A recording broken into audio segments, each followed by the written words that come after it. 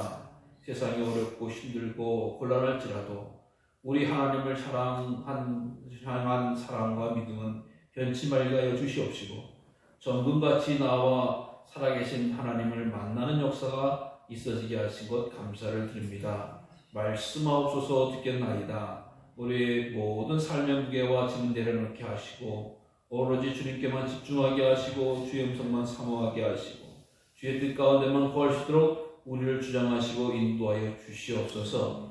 예배 위에 말씀을 방해한 흑암의 역사가 물리쳐 주시옵시고 성령의 인도하심과 성령의 역사하심 가운데서 오늘도 말씀하셔 주실 때에 치유가 있게 하시고 회복이 있게 하시고 자유가 있게 하시고 기쁨이 있게 하시며 놀라운 능력으로 임하여 주시옵소서. 모든 영광을 주께 돌려오며 예수 그리스도의 이름으로 감사하며 기도드렸나이다. 아멘. 오래전 이야기입니다만 중국에서 이제 프랑스로 유학을 간 학생의 이야기입니다. 중국에 있다 보니까 유학을 갔어요. 유학을 프랑스로 가니까 낯설고 물설죠. 그리고 그 학생이 그곳에 가서 적응하려면 얼마나 힘들겠어요. 우리가 강화에서 살다가 서울에만 가서 살아도 골치 아프거든요. 복잡한 게 너무 많아지거든요. 또 일반 이런 주택에 살다가 아파트에만 살아도 정신이 없어요. 그런데 외국에서 산다라고 하면 참 힘들고 부모와 품을 떠나서 어린 청년이 가서 산다고 하면 매우 힘들었어요. 그런데 그 넉넉하지 못한 형편 가운데서 이렇게 프랑스 문화를 잘 익혀가는 가운데서 이 하나가 눈에 띄는 게 있는 거예요. 눈에 띄는 게 뭐냐라고 하는 걸 보니까 이 사람들은 버스를 타고 내릴 때 우리가 흔히 안내양이 있는 것도 아니고 검사하는 사람 있는 것도 아니고 그냥 자기가 알아서 타고 내리는 거예요. 이제 우리도 기차 같은 거 보면 옛날에는 입구에서 탁 찍어주거나 모르는데 이제 핸드폰에 켜놓고 가가지고 그냥 들어가서 자기 자리에 앉으면 누가 남의 자리에 앉는 이상 왜 거기 앉으나 물어보는 사람도 거의 없잖아요. 그런 것처럼 버스를 타는데 그냥 자기가 알아서 타고 그냥 가는 거여서 야 이거 참 프랑스는 참 특이하구나. 그런데 이 친구가 형편도 힘들고 어려우니까 이거 그냥 타도 되겠다. 검사하는 사람이 없으니까. 그러니까 그냥 공짜로 타고 다니는 거예요. 무임승차를 하는 거죠. 그런 일들을 했다고 합니다. 그런데 이 학생이 나는 어렵고 돈이 없는 학생이니까 누가 뭐라 해도 괜찮을 거야 라고 하면서 했어요. 근데 이제 대학을 졸업을 하고 프랑스에 아주 유명한 여러 회사를 기업을 지원을 했어요. 또 그 학생이 우수한 성적으로 졸업했기 때문에 정말 나는 좋은 직장에 유명한 대학을 나왔으니까 좋은 직장에 취업되겠다라고 생각을 했습니다.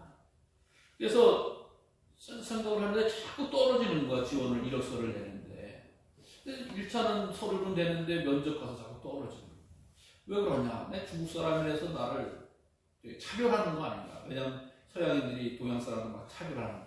그건 차별당하는 거 아닌가? 화가 나기 시작을 했습니다. 그래서 도대체 내가 왜 떨어지는지 마지막 떨어졌던 회사의 인사 담당자를 찾아간 거야. 찾아가서 아니 내가 왜 이렇게 떨어져야 되냐? 내가 실력도 탁월하고 성적도 좋은데 그리고 앞으로 당신들 중국 시장, 아시아 시장 가려면 나 같은 사람 필요한 거 아니냐? 라고 이제 물어봤습니다.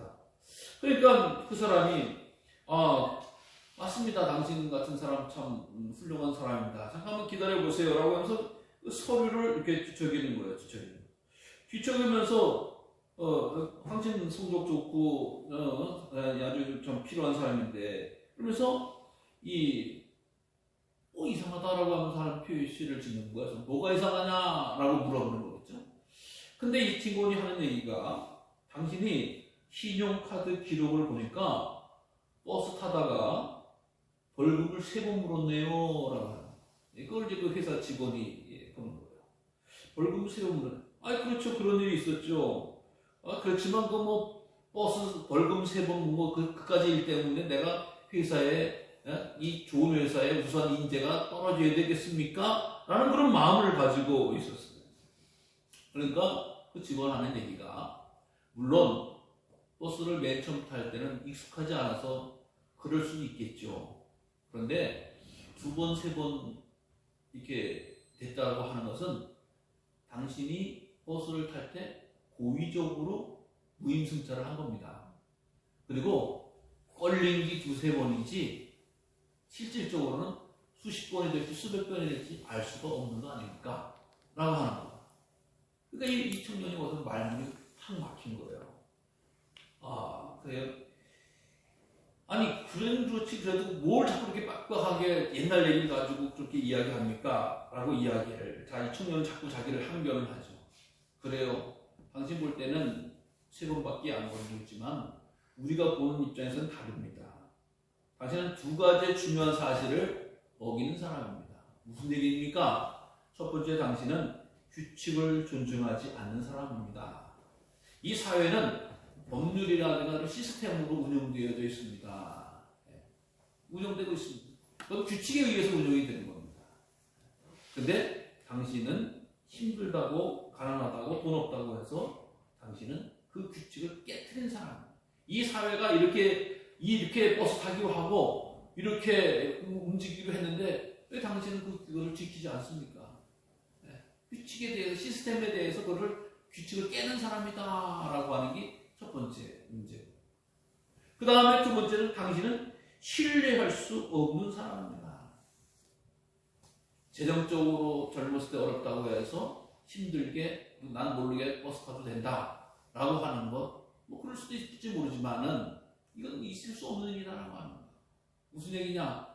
앞으로 당신이 회사에 들어가서 그 회사에서 점점 더 일을 맡고 점점 더 중요한 인물이 되면은 권한이 생깁니다. 무슨 권한? 돈을 쓸 수 있는 권한이 생깁니다. 우리가 당신을 아시아로 파견을 하거나 혹은 세계 먼 곳으로 파견하면 일일이 감시나 감찰할 수가 없지 않습니까? 그러니까 당신을 믿고 우리 회사 돈을 쓸 수 있도록 권한을 주는데, 당신은 힘들다고 하면 어떻게 할 것이고 또 좋다고 하면 어떻게 할 것이고, 당신에 대해서 우리는 신뢰할 수 없습니다. 환경에 의해서 좌우하는 사람을 신뢰할 수가 없습니다 라고 하는 이런 이야기를 하더라고요. 그리고 아마 당신은 유럽이 아닌 곳에서는 일할지 모르지만 유럽에서는 일하기 쉽지 않겠네요 라고 하는 이 직원의 말을 듣게 됩니다. 그러니까 이 청년이 그 얘기를 듣고 깜짝 놀라는 거죠. 그리고 뭔가를 한 대 땅 하고 맞은 것 같아요. 내가 대학생 할 때 그렇게 배고파가면서 엄마 아빠 보고 싶어 하면서 고향 그리워하면서 힘들게 살면서 공부해서 했는데 나를 이렇게 취급하다니, 또 내가 또 이런 일을 했다는 거 하는 것이 이렇게 큰 죄가 되다니, 이렇게 큰 발목을 잡다니 라고 하면서 이 청년이 깜짝 놀라고 마음을 붙잡았다는 거예요. 여러분, 우리 주님께서도 우리를 머리털까지 세신 바 되신다. 하나님이 하실 일이 없어서 우리 머리털 세시겠어요? 아니잖아요. 이게 무슨 얘기입니까? 이 마지막 때에 믿음의 자녀들의 삶의 열매를 보신다라고 하는 말씀입니다. 삶의 열매. 우리가 추수 때가 지금 다가와서 얼마나 전에, 그래서 지금 막 탈곡하시고 그렇게 되어지면은 뭘 보시죠? 벼단을 쫙 심어놓은 거를 놓고 그 논에 가가지고 이번에 뿌리가 잘 됐나 뿌리 캐보시는 분이 없어요. 줄기가 잘 되는 분이 없나요? 저도 밭을 이렇게 논을 돌아다니면서 보면은 올해 참 나달이 잘 됐네 못 됐네. 반드시 농부는 그 나달을 보게 됐어요. 나달을 보고 이렇게 만져보면서 올해는 뭐 앞기바리가 잘 됐네, 고시가리가 잘 됐네, 뭐 청량이 잘 됐네, 뭐 송강이 잘 됐네. 그래서 올해는 이게 또 뭐가 꽃은 알은 많이 됐지만 뭐 또 알이 뭐 실하네 부실하네. 이 열매를 보시고, 농부가 하는 일이 뭐예요? 추수 때는 열매를 보는 거예요. 열매를. 뿌리가 어떻게 됐네, 줄기가 어떻게 됐네 전혀 보지 않습니다. 왜? 그게 다 되어져 있기 때문에 열매가 결과물로 나오는 거거든요. 네. 마찬가지라고 하는 거예요. 이 결실의 계절에 이렇게 보듯이 주님께서 우리 인생의 결실의 계절에 열매를 보신다. 믿음의 열매, 사랑의 열매, 수고의 열매를 보신다. 그때 가서 나 어려웠어요, 힘들었어요, 괴로웠어요, 이렇게 하면서 뭐 추측되지 않을까요? 이 실망하고 낙심했던 중국 청년과 같은 거는 믿음 없는 사람들이 하는 이야기예요. 믿음의 사람들은 뭐라고 이야기해요? 아, 주님께서 보신다는 열매 저는 이렇게 준비했어요 라고 말하고 응답하고 나아갈 수 있는 그런 우리가 되어야 될 줄로 믿으시기 바랍니다. 물론 우리가 이 세상에 살아가면서 지금 완전하게 살아가는 것을 주님도 기대하지는 않아요. 우리가 어떻게 완전하게 살 수 있겠어요? 죄 없이 또 범죄 없이 살 수 있는 사람이 얼마나 되겠어요? 때로는 우리가 예수님 믿는다고 하면서 주님께서 우리 죄를 용서하셨다고 하면서 또 죄 가운데 구할 수밖에 없어요. 그러나 뭐예요? 주님 죄송해요. 잘못했어요. 회개할 줄 아는 능력을 주신 거잖아요. 그래서 하나님 앞에 나와 예배 드릴 때마다 또 시간 기도할 때마다 눈물 흘리면서 기도하는 것 가운데 하나 우리가 주님 잘못했어요. 회개해요. 용서해요. 그러면 주님께서 그 우리 내 입술을 통해 고백하고 다시는 죄 짓지 않겠다고 결단할 때에 주님께서는 그 죄를 받으시고 용납해 주신다는 거예요. 그래서 우리가 거룩해지고 주님의 백성 되는 것이지 예수 딱 믿고 나니까 완전히 무슨 뭐 로봇처럼 완전한 인간이 돼가지고 돌아다니고 이런 거 아니란 말이에요. 그러니까 때로는 우리가 교회 공동체지만 모여서 때로는 사춘도 있을 수가 있고 때로는 문제도 있을 수가 있고 때로는 그렇게 거하게 되어지는 거예요. 그러나 그것을 인정하는 것보다는 그것을 믿음과 사랑과 신뢰로 극복해 나갈 수 있도록 힘써야 되는 건 당연한 거예요. 왜? 주님께서 보신 그 열매를 알기 때문에. 주님께서 내 신앙의 내 삶의 열매를 보신다라고 합니다. 여러분 오늘 본문의 말씀은 데살로니가 전서입니다. 데살로니가 전서 1장 1절부터 10절까지의 말씀입니다. 1장 전체의 말씀이죠. 데살로니가 전서는 중요한 의미를 담고 있는 성경이에요. 무슨 얘기냐? 데살로니가 전서는 신약 성경 중에서 제일 먼저 쓰여지는 글이에요. 제일 먼저 쓰여져요. 목사님 마태 마가 누가 이렇게 마태복음 아니에요? 이런 얘기하면은 저와 성경 공부를 하시지 않으신 분이에요. 먼저 뭐죠? 마태 마가 누가 순서대로 쓰여진 것도 아니고 그건 순서가 그렇게 잡혀져 있는 거지. 쓰여진 걸로 보면은 데살로니가 전서가 제일 먼저 쓰여졌다라고 하는 걸 알아셔야 돼요. 신약 성경 가운데서. 데살로니가 전서가 데살로니가라고 하는 전서는 데살로니가에 있는 교회에 보낸 바울의 성경이거든요. 바울이 왜 데살로니가에 편지를 썼을까? 왜 편지를 썼을까라고 하는 거예요. 사실 데살로니가 교회는 바울에 의해서 개척이 된 교회예요. 데살로니가 언제? 2차 전도 여행 때 데살로니가 지역에 가게 됐어요. 왜? 빌립보에서 쫓겨가지고 데살로니가 갔거든요. 사도행전에 보면은 데살로니가 지역에 가서 사도 바울이 3주 동안 말씀을 가르쳤다. 3주 동안 말씀을 가르친 교회. 그래서 데살로니가 교회가 개척이 됐는데 여러분 3주만 있었는데 목사님이 3주만 있었던 교회가 어떻냐? 3주가 있다가 떠나갔는데 이 있던 데살로니가 교회의 소문을 바울이 듣게 된 거죠. 이 기도하면서 듣게 된 거죠. 듣고 기도하는 거예요. 그러다 보니까 이 데살로니가 교회를 축복하고 칭찬하고 인정하는 그런 글을 써서 보낼 수밖에 없었던 거예요. 그래서 신약 성경에 거의 반 정도가 사도 바울 서신 아니겠어요? 바울이 데살로니가 전서를 데살로니가 교회 편지를 보내면서 성도들을 양육하고 주의 말씀으로 격려하는 일이 벌어지게 되어지는 거야. 근데 데살로니가 교회의 교인들이 너무 귀한 거야. 너무 아름다운 거야. 너무 복된 거야. 왜 그러냐? 데살로니가라고 하는 동네가 좋은 동네가 아니었어요. 좋은 동네가 아니라고 하는 건 뭐냐? 신앙적으로 좋은 동네가 아니었다는 거야. 이미 이 당시 로마 시대에는 아주 우상을 섬기고 또 황제를 섬기는 일이 많았어요. 그래서 3주 동안의 복음을 증거해도 믿고 돌아오기가 참 쉽지 않은 그런 동네였어요. 근데 어쨌든 간에 3주 21일 정도 복음을 증거하는데 사람들이 그 말씀의 들을 잘 받아들인 거야. 잘 받아들이고 신앙이 잘 생겨. 그래서 3주 동안 떠났는데도 이 데살로니가 교회 교인들이 그 사도 바울을 떠나면은 이제 우리끼리 옛날로 돌아가자. 그래서 뭐 제가 출애굽 설교 말씀드렸습니다만은 과거로 돌아가지 않아서 막 출애굽하다 사람들이 모세가 보이지 않으니까 뭘 만들었어요? 황금 송아지를 가지고 막 난리를 폈잖아요. 근데 데살로니가 교회 교인들이 말씀을 받고 신앙 훈련을 받는데 과거에 타락된 모습으로 돌아가지 않는 거야. 이게 뭐예요? 하나님의 역사죠. 성령님의 은혜 가운데 아니겠어요? 어떤 아무리 탁월한 분이라고 해도 3주 동안만 배우고 갔는데 어떻게 이게 어떤 일을 벌어지고 있느냐라고 하는 것을 보니까 특별히 세 가지 일을 잘하더라라고 하는 거 아니겠습니까? 그것은 뭐예요? 믿음의 역사가 있는 교회가 되더라. 믿음의 역사. 여러분, 믿음의 역사라고 하는 것은 우리 집에 믿음의 역사가 있는 집안이야. 그래서 내가 지금 몇 대 믿음인 줄 알아? 1대, 2대, 3대, 4대 이렇게 해서 역사를 이야기하는 그런 역사는 아니에요. 이게 한국적인 표현이 한글로 표현이 되어져서 그런 일인데, 우리가 알다시피 믿음의 역사라고 하는 것은 믿음이 어떻게 보면 일을 한다. 믿음이 이제 어떤 일을 감당한다라고 하는 것입니다. 여러분, 믿음은 어떻게 생겨지는 것이에요? 말씀을 들음으로 말미암아서. 이거 무슨 말씀을 하나님의 말씀을 들음으로 예수의 말씀을 들음으로 말미암아. 모든 신앙의 기초는 믿음에 근거한 거 아니겠습니까? 믿음, 그러니까 지금 말씀에 근거한 것이 믿음이고 믿음의 역사가 시작되는 거 아니겠어요? 말씀이 없는 것은 믿음의 역사가 시작될 수 없어요. 왜?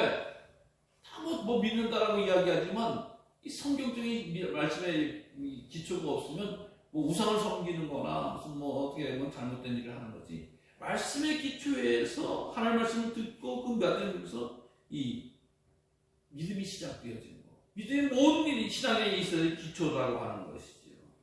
그래서 이 믿음의 역사가 있어지더라라고 하는 거예요. 여러분, 하나님의 말씀을 귀하게 받는 것이 복인 줄로 믿으시기 바랍니다.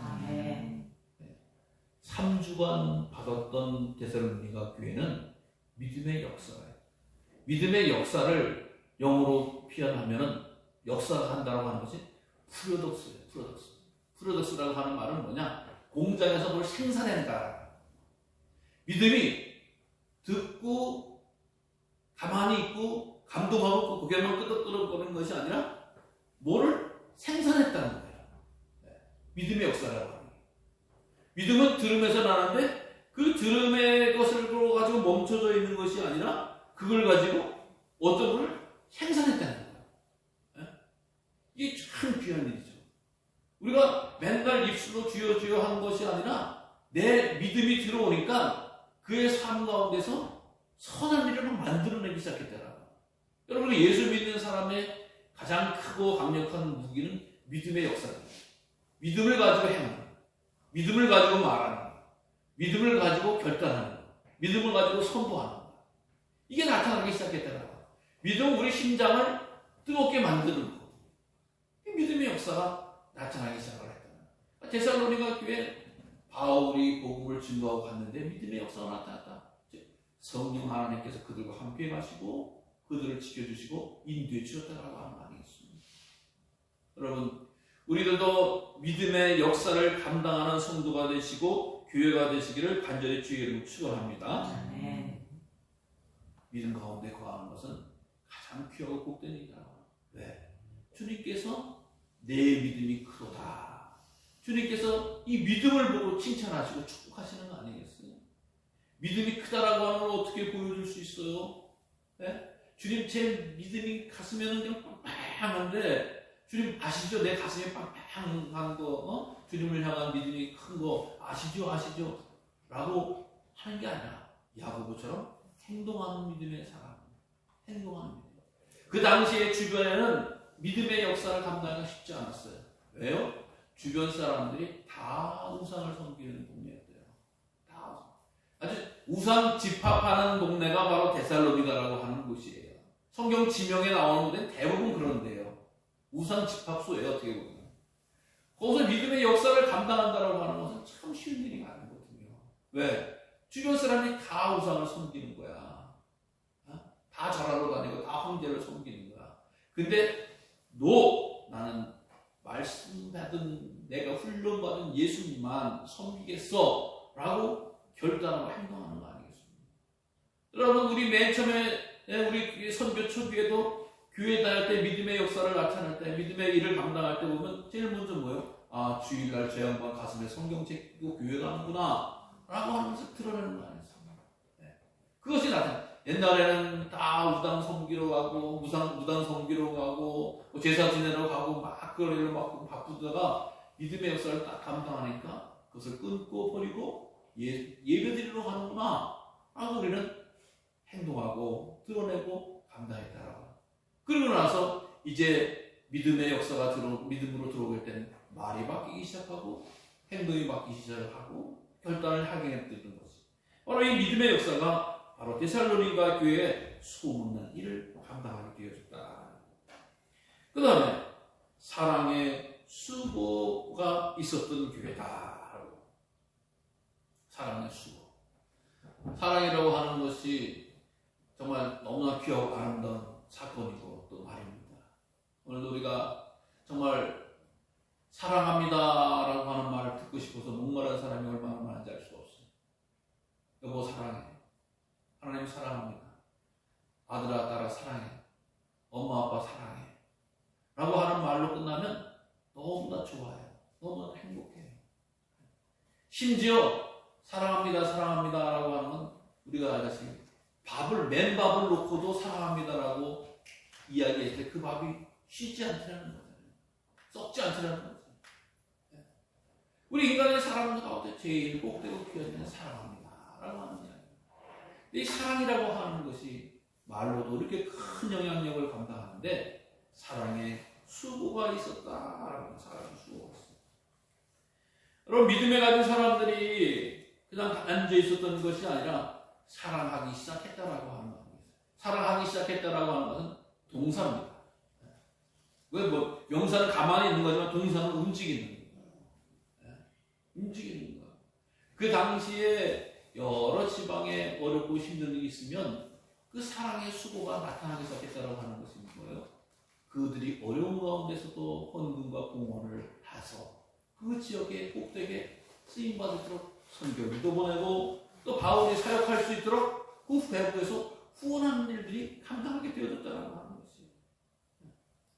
여러분 이 사랑의 이 역사라고 하는 것은 너무나 귀하고 결국 우리가 사랑의 행위를 드러내야지만이 정말 아름다운 성도의 모습을 갖게 되어집니다.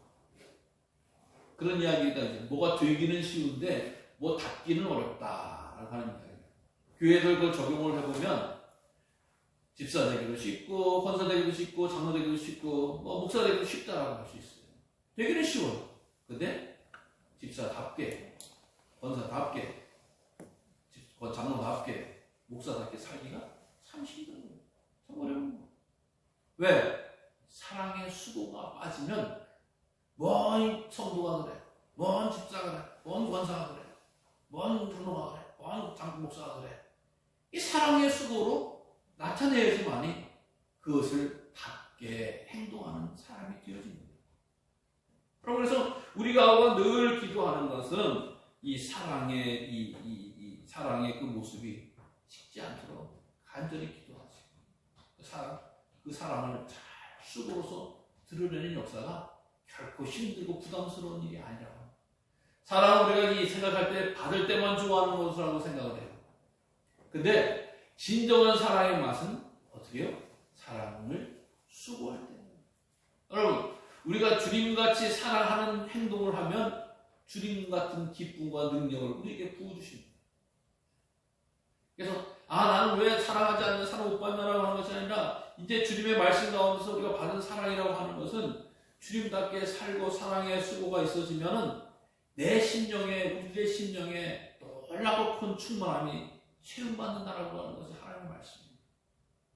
그래서 늘 우리가 이 행동할 수 있는 힘은 사랑의 능력 가운데서 거해지는 거거든요. 우리가 왜 마음이 이렇게 식을까? 왜 이렇게 적을까? 라고 하는 생각하면 이 사랑의 역사를 감당하지 않기 때문에 사랑의 역사를 감당하면 내 심장에서 주께서 기쁨과 축복을 역사하십니다. 여러분 주님께서 우리를 위해서 죽기까지 사랑해 주신 거 아니겠어요? 그 사랑을 보고 온 인류는 예수님이야말로 하나님의 아들이다. 주님의 그 사랑의 행위를 보고 예수님의 보혈이 나를 구원했다. 주님께서도 말씀하셨어요. 친구를 위해 자기 목숨을 보내 가장 큰 사랑을 감당한다 라고 말씀합니다. 그러니까 이 사랑이라고 하는 것은 받을 만하고 알아서 보는 것이 아니라 내가 예수의 이름으로 감당할 때에 그의 복의 복을 더하는 놀라운 축복의 역사가 나타난다. 사랑하는 성도 여러분, 우리들이 사랑의 수고가 멈추지 않기를 기도하고 소망하시기를 바랍니다. 언제까지? 주님 오시는 그날까지. 주님, 저를 사랑해 주셨는데 제가 그 사랑을 어떻게 멈추게 하겠습니까? 내가 주님의 사랑을 감당하는 손길이 되게 하시고 발걸음이 되게 하시고 생각이 되게 하시고 마음이 되게 하시고 더 나아가서 물질이 되게 해달라고 늘 기도하시면서 살아가길 바랍니다. 이것이 바로 이 데살로니가 교회의 결실이고 믿음의 자녀들의 열매가 되어진다라고 합니다. 또 뿐만 아니라 이 데살로니가 교회의 소망의 인내를 가지고 있었다. 소망의 인내. 그리고 우리 사람은 인내할 줄 아는 사람입니다. 사람이라고 하는 존재는 희망하는 존재라고 합니다. 희망. 이 초대교회 성도들에게 있어서는 이 가장 큰 인내의 힘은 뭐예요? 주님 다시 오신다. 주님 다시 오신다. 어떤 대로? 말씀하신 대로 다시 오신다. 말씀하신 대로 다시 오신다. 주님께서 다시 오실 줄로 믿죠? 네, 주님께서 다시 오십니다. 왜? 말씀에 그렇게 하셨거든요. 그 말씀에 의거해서 기다리는 거예요. 소망하는 거예요. 네? 소망하게 되어진다라고 합니다. 여러분 오늘 이 현지를 보면요, 한국 사회에 있어서 정말 세상 사람들은 오고 싶어하는 나라가 되기도 하고 살기 싶어하는 나라가 되지만 한국에 있는 사람들은 살고 싶은 생각이 별로 없대. 한국에서 너무 힘들대. 그래서 한국에서 사는 것이 너무 힘들고 희망이 없다고 해가지고 코로나로 죽는 사람보다 그걸로 죽는 사람이 더 많은 거예요. 희망이 없다고. 근데 믿음의 사람들에게는 뭐예요? 희망이 있다는 거야. 희망이 있다는 거야. 네. 주님이 다시 오시면, 주님이 역사하시면 내 삶에 대해서, 내 믿음에 대해서, 내 인생에 대해서 반드시 축복해 주신다라고 하는 거예요. 축복해 주신다라고. 희망이 없이 살아서는 안 돼요. 우리는 그저 내가 생각한 기대에 의해서 희망을 간직하면 희망 가질 데가 없어요. 의지할 데가 없어요. 돈의 희망을 걸어봤자 경기가 좋길 하나, 자식의 희망을 걸어봤자 자식이 내 말을 잘 듣길 하나, 남편에게 희망을 걸어봤자 하나, 아내에게 희망을 걸어봤자. 이 세상에 유하는 것에 희망을 걸으니까 낙이 없는 거예요. 어떤 낙을 줘요? 잠시 줄 수는 있어요. 돈이 주는 기쁨이 있지만, 또 건강이 주는 기쁨도 있지만, 또 여러 가지 주는 기쁨도 있을 수 있지만 그 기쁨이 얼마나 많아요. 그걸 갖고 희망을 내 인생에 걸고 희망을 줄 수는 안 돼요. 내 영혼을 책임지고 내 영생을 책임지고 나의 모든 것을 책임질 분에게 희망을 주는 거예요. 희망을 주니까 견디게 돼요. 이기게 돼요. 보세요. 이 이방 지역의 데살로니가 교회에 3주만 왔어. 3주 동안 들었는데 그 말씀 가지고 희망을 간직하겠다는 거예요. 그래가지고 우상을 끊습니다. 또 물질을 끊습니다. 세상에 모든 조롱거리가 있습니다. 저 양반이 언제는 말이야 무슨 어디 바위 가서 절을 하고 하더니 이제는 와가지고 예수라고 와가지고 막 웃기는 여자야 막 별소리 다 듣고 돌아다니지만 절대 데살로니가 교회들은 포기하지 않았다라고 하는 거예요. 왜? 예수님의 말씀이 있으니까 그 말씀을 의지해서 자기가 인내가 때로는 뭐 예수 믿는다고 잡혀가기도 하고 매맞기도 하고 조롱당하기도 하고 그렇잖아요. 우리도 예수 처음 믿을 때 보면 이놈은 기집애 가면 막 딸들 막 이놈은 예편대 가면 성경 찍고 별의별 데를 다 당했던 것이 아니겠습니까? 근데 어떻겠어요? 그래 난 찢어서 못 가겠다. 그래서 우리 아버지한테 매맞아서 못 가겠다. 그런 분이 하나도 없었잖아요. 어떻게 보면 견디고 희망 가운데서 그 아픈 건 핍박과 그 모진 소리를 다 이겨내면서 달려갔잖아요. 그래서 오늘도 우리가 주의 은혜 가운데 구할 수 있게 되어지고 생명을 나누는 복된 성도의 삶을 살아가게 된 줄로 믿습니다. 사랑하는 성도 여러분, 주님께서 이 모든 것 다 아십니다. 다 보십니다. 마지막 때 우리가 나단을 헤어려 보듯이 주님께서 바울이 떠나 있는데도 데살로니가 교회의 열매를 본 거예요. 믿음의 사랑. 인내. 우리 하나님이 하물며 이 시대가 어떤 가운데 보았든지 간에 어떤 처진지 가운데 다 보고 계시는 거예요. 다 거두고 계시는 거예요. 그래서 결코 우리들의 믿음의 이 사랑의 말씀의 또 이렇게 이 신앙의 열매가 결코 헛되지 않습니다. 가장 복되고 귀한 줄로 믿으시기를 바랍니다. 그래서 이 추수의 계절에 주님 오실 때에 정말 제가 이 열매를 잘 맺을 수 있도록 성령 하나님 도와주세요. 인도해 주세요. 지켜주세요. 붙잡아 주세요. 삶은 힘들고 어렵지만 때로는 형편과 저절이 힘들지만 시절과 또 내 몸은 마땅치 않지만 말씀에 의지해서 저는 견디겠습니다. 살아가겠습니다. 아름다운 결실로 주님께 영광 돌리겠습니다. 라고 하는 이 열매 맺는 신앙으로 승리하는 저와 우리 모두가 되어지기를 간절히 주님의 이름으로 축원합니다. 살아계신 아버지 하나님 감사합니다. 약속된 말씀을 쫓아 살게 하시고 주의 은혜 가운데 거하게 하심을 감사합니다. 이 추수의 계절 아름다운 열매로 우리 신앙이 열매 맺을 수 있도록 늘 기억하게 하시고 준비하게 하시고 예비하게 하여 주시옵소서. 주님 앞에 온전히 서는 복된 성도의 삶 살아갈 줄로 믿사오며 예수 그리스도 이름으로 기도드렸나이다. 아멘. 621장 찬송하시고 축도함으로 예배를 마치겠습니다.